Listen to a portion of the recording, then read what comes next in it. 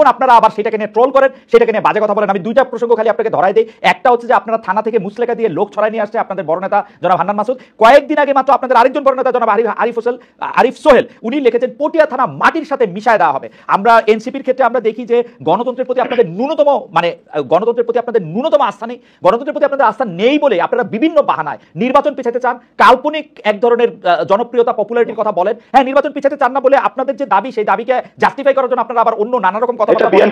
এবং এনসিপি নিয়ে আপনারা ধর্মের কথা বলেন, আপনি কথা বললেন জনপাটারে আপনি বললেন এনসিপি নিয়ে ধর্মের নামে আপনি বলছেন ধর্মকে ব্যবহার করতে চায় না, এনসিপি সবাইকে ব্যবহার করতে চায়।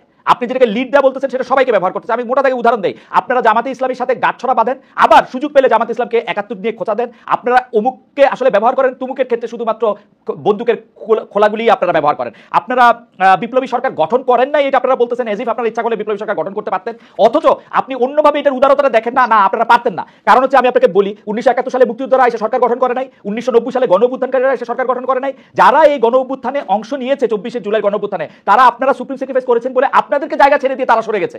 আপনারা কিন্তু সেই দিন সেই চালকের আসলে ছিলেন না। আজকে 2 মাস পর থেকে যে বাহাদুরি আপনারা দেখাইতে শুরু করছেন, আমার সাবমিশন এটা, আপনি এটা নিয়ে আপনি বলতে পারেন আমি এনসিপি কে কেমন দেখি, এটা আমি বললাম। আপনি অনেকগুলো কথা বলেছেন, মার্কেটে এই কথাগুলো বিভিন্ন বড় বড় দলগুলো ছেড়েছে। আমরা তাদের কাছে এখনো আহ্বান রাখবো যে এই ধরনের মিস ইনফরমেশন ছাড়বেন না।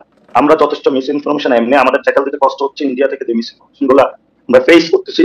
আর বাংলাদেশের জাতীয়তাবাদী শক্তি থেকে শুরু করে অন্যান্য যে দলগুলো রয়েছে, অনেক ক্ষেত্রে একটি সিট আসনের জন্য জাতীয়তাবাদী দলের শক্তির সাথে একটা ছোট ছোট দল একত্রিত হয়েছে, এই মিস ইনফরমেশন গুলো ছড়ানো হচ্ছে।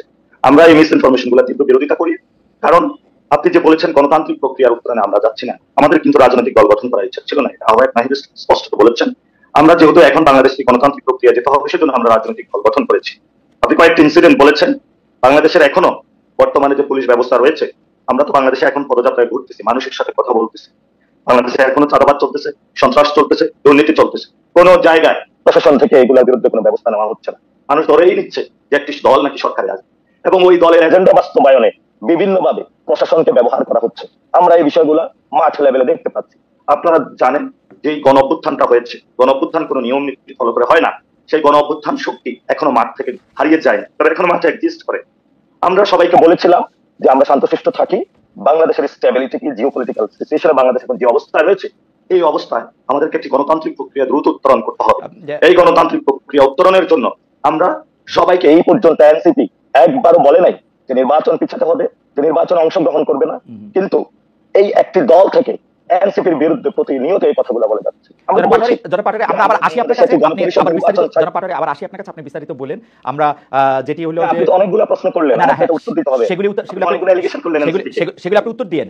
অনেকগুলো এলিগেশন করি নাই, আইন নিজের হাতে তুলে নিছেন, সেটা একটু বলেন যে আইন নিজের হাতে কেন তুলে নিছেন, সরকার না পারলে আপনার নিজের হাতে আইন তুলে নেবেন, সেটা আবার জোর গলায় বলেন কিন্তু আপনারা, ওইটা নিয়ে আপনি একটু বলেন। আর এলিগেশন আমি এনসিপি না দেখেন, আমি খালিদ ভাই আমি একটা স্পষ্ট করি আপনাকে, কেন বিভিন্ন জায়গায় কিছু বিচ্ছিন্ন ঘটনা করছে। আমরা এটা দায়িত্ববোধের জায়গা থেকে নিয়ে বলতে চাই, এই গণ অভ্যুত্থানের আগে এনসিপি বা বৈষম্য বিরোধী ছাত্র আন্দোলন পুরো বাংলাদেশে কিন্তু ডিরেক্টলি অর্গানাইজ ছিল না। আমরা এই গণ অভ্যুত্থানের পরে কাজটা হাতে নিয়েছি, এই জায়গাটা মিসিং করলে হবে না। আমরা এখনো মাঠে আছি সংগঠনকে গুছানোর জন্য। যখন এটা একটা শৃঙ্খলার মধ্য দিয়ে এসে যাবে, তখন এই ধরনের আমি আপনাদের নেতাকে আপনি বাংলাদেশের বিভিন্ন জায়গায় নেতাদের দেখতে পাচ্ছি, আপনাদের নেতাদের দেখতে পাচ্ছি। আমাকে একটু শেষ করতে দিবেন, শেষ করেন। সেটা হলো বিভিন্ন জায়গায় থানা থেকে আসামি ছেড়ে নেওয়া। আপনি যদি ফর্দটা খোলেন, খাতা কলম খোলেন, কোন রাজনৈতিক দল কতগুলো কাহিনী ঘটিয়েছে, সর্বোচ্চ সংখ্যক আপনি কোথায় পাবেন? এটা এনসিপি কে আপনি পাবেন না। ওই দিন যে হান্নান মাসুদ যেখানে গিয়েছিল সেটা স্পষ্টত ব্যাখ্যা দিয়েছিল, কিন্তু বাংলাদেশের প্রশাসনের ক্ষেত্রে এখনো যে বিভিন্ন জায়গায় থানা ঘেরাও, বিভিন্ন জায়গায় যখন সেই ধানমন্ডির যে কাহিনী হলো, আমরা এটা অনেক কষ্টে স্টপ করিয়েছিলাম। বিভিন্ন জায়গায় জাতীয়তাবাদী দলের অনেক লোক আপনি বিস্তারিত করে বললেন যে আইন হাতে তুলে নেওয়া সম্পর্কে খোঁজ নেবেন, আপনি পাড়ায় মহল্লায় খোঁজ নেবেন, খোঁজ না নিয়ে কথা বলবেন। আমি খোঁজ নিয়ে ধরেন পাটোয়ারি, আমরা আপনি প্রতিষ্ঠা সাংবাদিক, আপনার থেকে আমরা সত্য সংবাদ পাই। না সত্য সংবাদ আপনি পান। আমি আপনাকে দুইটা স্পেসিফিক ঘটনা বলছি। একটা হচ্ছে আপনি বলছেন যে পটিয়া থানা মাটির সঙ্গে মিশাই দিবেন, আরেকটা আপনি হচ্ছেন অভিযুক্ত ব্যক্তিদের মুচলেখা দিয়ে ছড়াই গেছেন। আপনি এটা কি জবাব দিলেন নাসিরউদ্দিন পাটোয়ারি? আমি খালি প্রশ্নটা করে রাখি, আপনি এটা জবাব দিলেন যে আপনি খোঁজ নেন। জবাব দিচ্ছি না, আপনি জবাব দিয়েন, আপনি খোঁজ নেন বিএনপি তার চেয়ে অনেক বেশি করছে, তাই তো? বিএনপি না, শুধু এখানে বিএনপি না, মানে সব রাজনৈতিক দল এর চেয়ে অনেক বেশি করছে, তাই তো?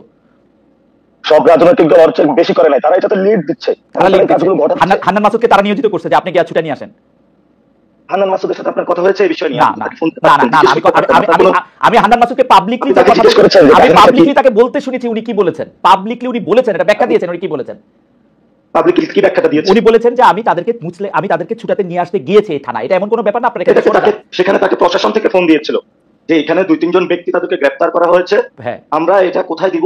আচ্ছা, এই খুবই ইম্পর্টেন্ট কথা আপনি বলছেন জনাব নাসির পাটোয়ারি, আপনি এটা মনে রাখেন। প্রশাসন থেকে আপনাদের কেন ফোন দেয় এটা আমি একটু জানতে পারবো, এটা আমি একটু জানতে চাইবো। আমি আসতেছি আপনাকে। প্রশাসন থেকে তো শুধু আমাদের ফোন দেয়। আমি জানতে চাইবো প্রশাসন থেকে তো ছাত্রলীগকে ফোন দিত ভাই, প্রশাসন থেকে ছাত্রলীগকে ফোন দিত, আপনাদেরকে কেন প্রশাসন থেকে ফোন দেয়? বাংলাদেশের কালচারটা এইভাবে আছে। হ্যাঁ বাংলাদেশের কালচার, ওকে ঠিক আছে, কালচারটা স্বীকার করে নেই, ঠিক আছে কালচারটা স্বীকার করে নেই, ঠিক আছে, কালচারটা আছে। আমরা বলি না যে আমরা ছাত্রলীগের সভাপতি সাধারণ সম্পাদক বিশ্ববিদ্যালয়ের সভাপতি সাধারণ সম্পাদক অসংখ্যবার এরকম কথা বলছে, প্রশাসন থেকে তাদেরকে ফোন দেয়। তো আমি এটা আপনার থেকেও আবার একটু শুনবো। যাই হোক, এই যে আপনি আবার আরেকটা জিনিস মিলালেন।